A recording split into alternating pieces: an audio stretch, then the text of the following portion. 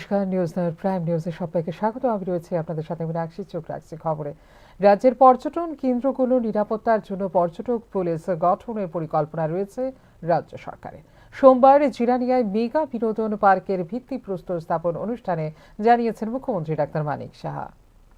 পুরনো পর্যটন ক্ষেত্রের আধুনিকীকরণের পাশাপাশি নতুন নতুন পর্যটন কেন্দ্র গড়ে তোলার লক্ষ্যে সুনির্দিষ্ট পরিকল্পনা নিয়ে কাজ করছে বর্তমান রাজ্য সরকার। এরই ফলস্বরূপ জিরানিয়ার শচীন্দ্রনগরের স্বদেশ দর্শন 2.0 আওতায় গড়ে উঠবে ত্রিপুরা ঐতিহ্যবাহী গ্রাম ও সঙ্গীত অভিজ্ঞতা প্রকল্প এবং গড়ে তোলা হবে মেগা বিনোদন পার্ক। সোমবার একটি কার্যক্রমের মাধ্যমে এই প্রকল্পের ভূমি পূজন ও শিলান্যাস করেন মুখ্যমন্ত্রী ডাক্তার মানিক সাহা। কৃষি ও পরিষেবা ক্ষেত্রের পাশাপাশি এবার অর্থনীতি মজবুত করতে গুরুত্ব দেওয়া হচ্ছে পর্যটনকে। রাজ্যের পর্যটন কেন্দ্রগুলির নিরাপত্তার জন্য পর্যটক পুলিশ গঠনের পরিকল্পনা রয়েছে রাজ্য সরকারের বলে এই দিনের অনুষ্ঠানে জানিয়েছেন মুখ্যমন্ত্রী ডাক্তার মানিক সাহা। আমরা যেটা বুঝি আমরা যে ত্রিপুরা রাজ্যের অর্থনীতির মূল যে এখানে একটা এগ্রিকালচার রয়েছে, সার্ভিস সেক্টর রয়েছে, কিন্তু আমরা একটা কম্পিটিশন, হেলদি কম্পিটিশন যাতে হয় তার জন্য পর্যটনকেও আমরা, যেহেতু এত বছর ধরে কেউ কিছু করিনি, তার জন্য পর্যটনের মাধ্যমে আমরা রাজনৈতিক যে অর্থনৈতিক যে বুনিয়াদ সেটা শুদ্ধ করার চেষ্টা করছি। এখানে আজকে বিভিন্ন শুধু পর্যটনের ক্ষেত্রগুলো খুললেই হবে না, তাদের যে সুযোগ সুবিধা, তাদের সিকিউরিটি সেটা যাতে থাকে তার জন্য আমরা ইভেন আমি কয়েকবারই কথা বলেছি যে পর্যটক পুলিশ, যেটা ট্যুরিস্ট পুলিশ করা যায় কিনা সেটার বিষয় আমাদের মাথায় রয়েছে। এবং নতুন নতুন পর্যটনের যে কেন্দ্র, আমরা এর আগে কথা হয়েছে এখানে, আমার পূর্ববর্তী এটা বলেছেন, বিভিন্ন পর্যটন কেন্দ্র আমরা কিন্তু করেছি আমাদের। স্বদেশ দর্শন 2.0 অধীনে এই প্রকল্প গড়ে তোলার জন্য অনুমোদন দেওয়া হয়েছে 48,94,00,000 টাকা। জনজাতিদের কৃষ্টি এবং সংস্কৃতি ফুটিয়ে তোলার ক্ষেত্রে জীবন্ত জাদুঘর হবে এই প্রকল্প, জানিয়েছেন মুখ্যমন্ত্রী ডাক্তার মানিক সাহা। যে central sanctioning and monitoring committee গত 21শে মার্চ 2025 এই প্রকল্পটি অনুমোদন দেয়। সেখানে প্রায় 48 করোড় 94 লাখ সেই অনুমোদন দেয়, এবং সেটা কিন্তু স্বদেশ দর্শন 2.0 প্রকল্পের অধীনে সেটা দিচ্ছেন। এখানে এই প্রকল্পের মধ্যে একটা সুন্দর জিনিস যেটা এখানে আমাদের ভিডিওতেও দেখানো হয়েছে, development of Tripura heritage village and সঙ্গীত এক্সপিরিয়েন্স।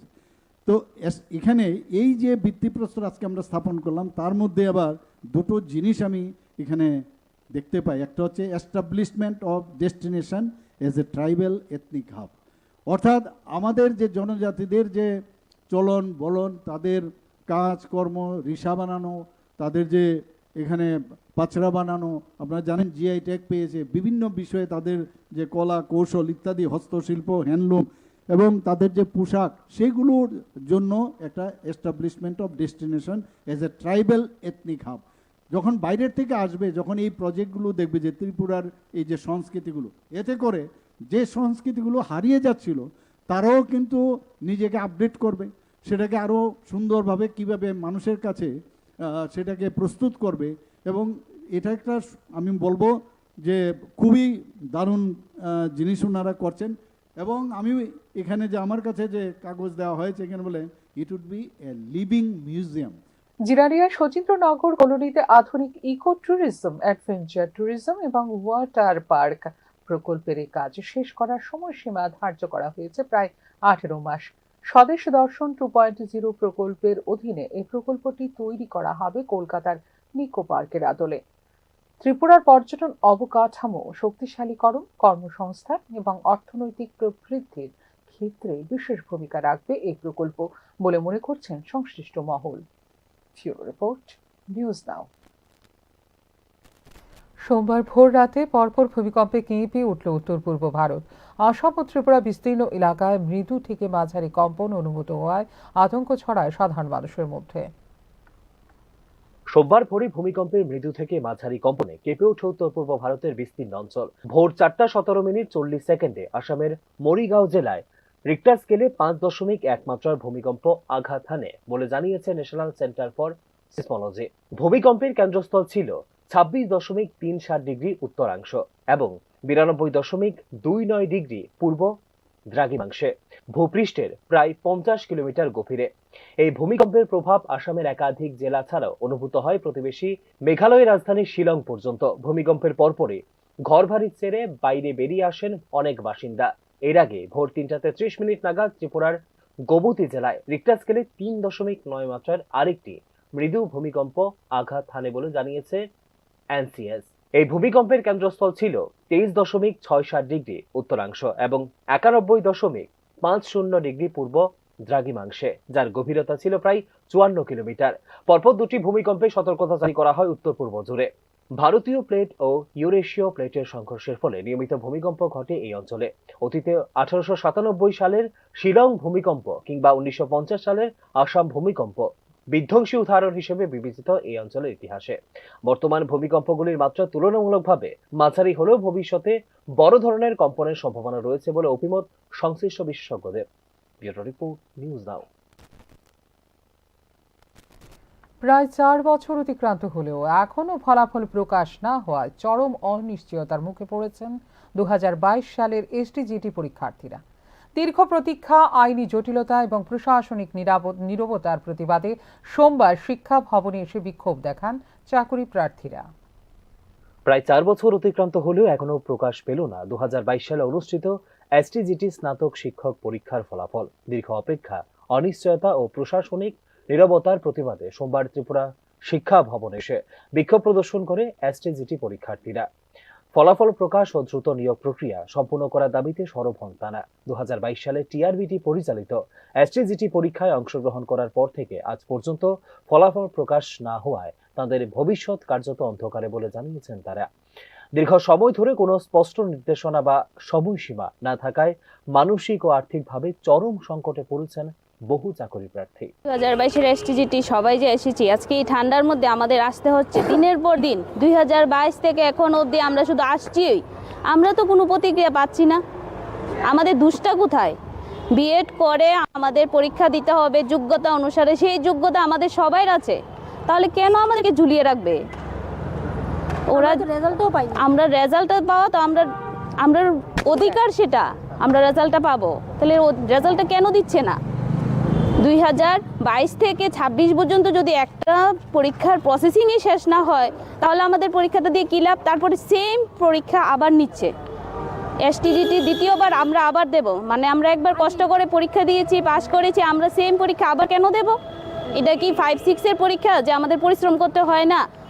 যে অল্প সিলেবাস, আমাদের এত পরিশ্রম করে পড়ে তারপরে সেম পরীক্ষা আমরা দ্বিতীয়বার কেন দেব?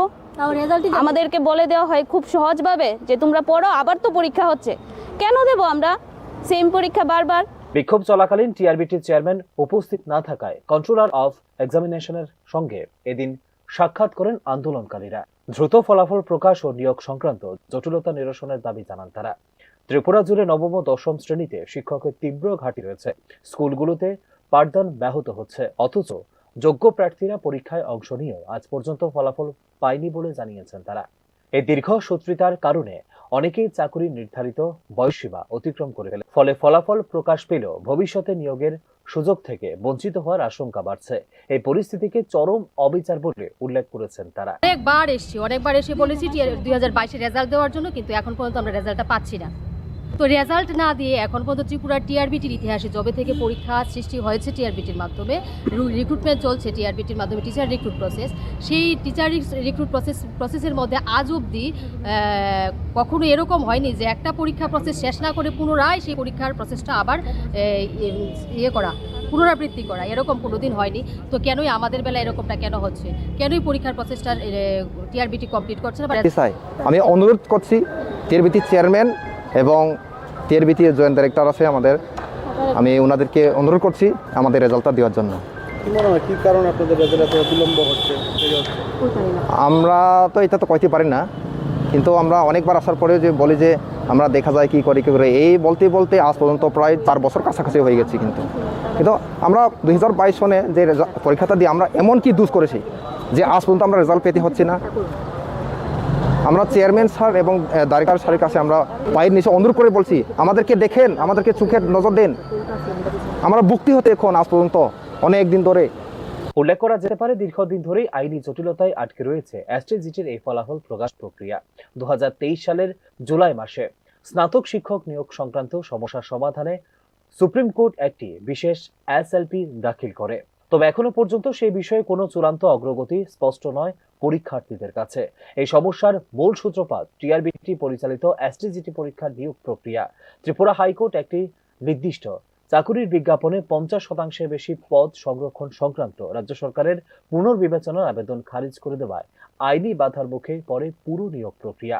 দ্রুত ফলাফল প্রকাশ ও নিয়োগ প্রক্রিয়া শুরু না হলে আগামী দিনে আরো বৃহত্তর আন্দোলনের পথে হাঁটতে বাধ্য হবেন বলে হুঁশিয়ারি দিয়েছেন বিক্ষোভকারীরা। ব্যুরো রিপোর্ট, নিউজ নাও। একসময় ত্রিপুরা রাজ্যের পর্যটন মানচিত্রে সম্ভাবনাময় এক সংযোজন হিসেবে আত্মপ্রকাশ করেছিল বড়মুড়া ইকো পার্ক। জাতীয় সড়কের ধারে অনুকূল অবস্থান, প্রাকৃতিক সৌন্দর্য ও পর্যটন সম্ভাবনা সব মিলিয়ে পার্কটি হয়ে উঠতে পারত রাজ্যের অন্যতম আকর্ষণ। কিন্তু আজ সেই বড়মুড়া ইকো পার্ক যেন ভুগছে অস্তিত্ব সংকটে। অব্যবস্থাপনা ও নজরদারির অভাবে হারিয়ে যাচ্ছে তার প্রাণ চাঞ্চল্য। আসাম আগরতলা জাতীয় সড়কের একেবারে পাশে অবস্থিত বড়মুড়া ইকো পার্ক একসময় পর্যটক ও পিকনিক প্রেমীদের কাছে ছিল জনপ্রিয় গন্তব্য। কিন্তু বর্তমানে পার্কটির চিত্র সম্পূর্ণ ভিন্ন। পর্যটক এবং ভ্রমণকারীদের সংখ্যা আশঙ্কাজনকভাবে কমে যাওয়ায় উদ্বেগ বাড়ছে পার্কের ভবিষ্যৎ নিয়ে। পার্কের সঙ্গে যুক্ত ব্যক্তিদের মতে দীর্ঘদিন ধরেই ক্রমশ হ্রাস পাচ্ছে পর্যটক এবং ভ্রমণকারীদের সংখ্যা। ডিসেম্বর মাস পর্যন্ত প্রাপ্ত পরিসংখ্যান অনুযায়ী আগের বছরের তুলনায় পিকনিকের সংখ্যা অনেকটাই কম, যা স্পষ্টভাবে পার্কের জনপ্রিয়তা কমে যাওয়ার ইঙ্গিত দিচ্ছে বলে মনে করছে সংশ্লিষ্টরা। এবার গতবার থেকে এবার পরিমাণ অনেক কম লোক আছে। কি কারণে কমটা কি কারণে? তা তো কিছু জানি না, এখন কি কারণে এবার এত লোক কমেছে তো জানি না। বন্ধ না এখন চালু, মানে এটা এখন ওইটা নষ্ট হয়ে গেছে আর মেনটেন্স করা হয়েছে না আর কি, টঙ্গটা ওই নষ্ট হয়ে গেছে। কি কারণে মেইনটেনেন্স কি কারণে হইতেছে না? এটা তো আমি তো জানি না কি কারণে, এটা তো আমরা ডিপার্টমেন্টে জানবো। অ্যাকচুয়ালি পার্কের মধ্যে তো নিত্য নতুন কিছু একটু করণ লাগে। এর আগের বছর যেমন বোটিং করছে, মোটামুটি ভালো লোক আইছে, আর এই বছর তো কিচ্ছু এখন হইছে না। তার সবচেয়ে সরাসরি অভিযোগ তুলেছেন পার্কের প্রবেশ পথের ক্যান্টিন পরিচালনাকারী। পর্যটন দপ্তরের নজরদারির অভাব ও খামখেয়ালিপনার কারণে পার্কের এই ছন্নছাড়া অবস্থা। রক্ষণাবেক্ষণের কোনো সুস্পষ্ট পরিকল্পনা নেই, ফলে পার্কের অবকাঠামো ও পরিবেশ ক্রমশ নষ্ট হচ্ছে বলে সরাসরি অভিযোগ করেন তিনি। এই বছর অন্যান্য বছর থেকে খুবই কম হইতেছে এই বছর আমাদের এই পার্কে। জানি না কেন এরকম হইতেছে, এটুকু মানে আমি বলতে পারছি। এই যে লকগার্ড যে আছে, এটা কি বন দপ্তরের অধীন নাকি পর্যটন দপ্তরের অধীন? এগুলো হয়েছিল আমার স্টোরিজমে, মানে চালাইতো। এখন বন্ধ যে হয়েছে অনেক বছরই হয়েছে, প্রায় 3-4 বছরই হয়েছে বন্ধ হয়েছে। কি কারণে বন্ধ হয়েছে এই ঘরটি? বন্ধ হয়েছিল আপনার ইয়ের লেগিয়া মেনটেন্স করবো করে বন্ধ ছিল, পরে মেনটেন্স করছে না, বন্ধ যে করছে এই বন্ধ। পরিচর্যা ও আধুনিকীকরণের অভাবে বড়মুড়া ইকো পার্ক তার প্রাকৃতিক সৌন্দর্য ও আকর্ষণ হারাচ্ছে বলে অভিযোগ স্থানীয় বাসিন্দাদের। পর্যটকদের আকৃষ্ট করতে প্রয়োজন নতুন ভাবনা, সৃজনশীল পরিবর্তন ও আধুনিক সুযোগ সুবিধা। এই প্রেক্ষাপটে প্রশ্ন উঠছে পার্কের পরিচালন কমিটির উপরও। সবচেয়ে বড় প্রশ্ন উঠছে রাজ্যের পর্যটন নীতিকে ঘিরে। যেখানে রাজ্যের নিজস্ব পর্যটন কেন্দ্রগুলো অবহেলায় ঢুকছে, সেখানে লক্ষ লক্ষ টাকা ব্যয় করে বড় বড় উৎসব ও প্রচারমূলক কর্মসূচি কতটা যুক্তিসঙ্গত তা নিয়েই প্রশ্ন তুলেছেন সংশ্লিষ্ট এলাকার বাসিন্দারা। বড়মুড়া ইকো পার্ক শুধু একটি পার্ক নয়, এটি ছিল ত্রিপুরার পর্যটন সম্ভাবনার প্রতীক। আজ সেই সম্ভাবনা ধীরে ধীরে নিঃশেষ হয়ে যাচ্ছে অব্যবস্থাপনা, অবহেলা ও দূরদর্শী পরিকল্পনার অভাবে। স্থানীয়দের একটাই দাবি, আর তা হলো দ্রুত নেওয়া হোক কার্যকর উদ্যোগ, যাতে আবার প্রাণ ফিরে পায় বড়মুড়া ইকো পার্ক এবং ফিরে আসে সেই দিনগুলো যখন বড়মুড়া ছিল আনন্দ, প্রকৃতি ও পর্যটনের মিলনস্থল। Bureau report, news now. News নাওয়ের বিভিন্ন আপডেটস দেখার জন্য অবশ্যই নজর রাখতে হবে নিউজ নাওয়ের পর্দায়। চোখ রাখছি এই মুহূর্তের শেষ খবরে।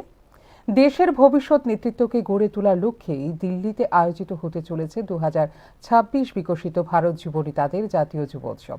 এই জাতীয় মঞ্চে ত্রিপুরার প্রতিনিধিত্ব করতে ৬২ জন যুব সদস্যের দিল্লি যাত্রাকে কেন্দ্র করে আগরতলায় অনুষ্ঠিত হল সংবর্ধনা অনুষ্ঠান। যুব সমাজের প্রতিভা ও সাফল্যের ধারাবাহিকতায় এই বছরও জাতীয় স্তরে ভালো ফলের প্রত্যাশা প্রকাশ করেন ক্রীড়ামন্ত্রী টিঙ্কু রায়। আগামী ৯ জানুয়ারি থেকে ১২ জানুয়ারি পর্যন্ত জাতীয় রাজধানী দিল্লিতে অনুষ্ঠিত হতে চলেছে ২০২৬ বিকশিত ভারত যুব নেতাদের জাতীয় যুব উৎসব। দেশের বিভিন্ন রাজ্যে যুব প্রতিনিধিদের অংশগ্রহণে এই গুরুত্বপূর্ণ জাতীয় কর্মসূচিতে ত্রিপুরার প্রতিনিধিত্ব করতে রাজ্য থেকে দিল্লির উদ্দেশ্যে রওনা দিয়েছেন মোট ৬২ জন যুব সদস্য। এ উপলক্ষে আগরতলার ঐতিহ্যবাহী উজ্জন্ত প্রাসাদে এক সংবর্ধনা অনুষ্ঠানের আয়োজন করা হয় সোমবার। অনুষ্ঠানে উপস্থিত ছিলেন যুব বিষয়ক ও ক্রীড়ামন্ত্রী টিঙ্কু রায়। জাতীয় যুব উৎসব শুধু একটি সাংস্কৃতিক বা প্রতিযোগিতামূলক মঞ্চ নয়, এটি দেশের ভবিষ্যৎ নেতৃত্ব গঠনের একটি গুরুত্বপূর্ণ ক্ষেত্র। ত্রিপুরার যুব সমাজ প্রতিভা, শৃঙ্খলা ও সৃজনশীলতার মাধ্যমে জাতীয় স্তরে নিজেদের পরিচয় তুলে ধরেছে বলে জানিয়েছেন ক্রীড়ামন্ত্রী টিঙ্কু রায়। গত বছর জাতীয় যুব উৎসবে ২টি বিভাগে তৃতীয় স্থান অর্জন করেছিল ত্রিপুরা। সেই সাফল্য রাজ্যের যুব সমাজের কঠোর পরিশ্রম ও প্রতিভার প্রমাণ। এবারও ত্রিপুরার যুব প্রতিনিধিরা আরো ভালো ফল করবে বলে প্রত্যাশা ব্যক্ত করেন ক্রীড়া ও যুব কল্যাণ মন্ত্রী।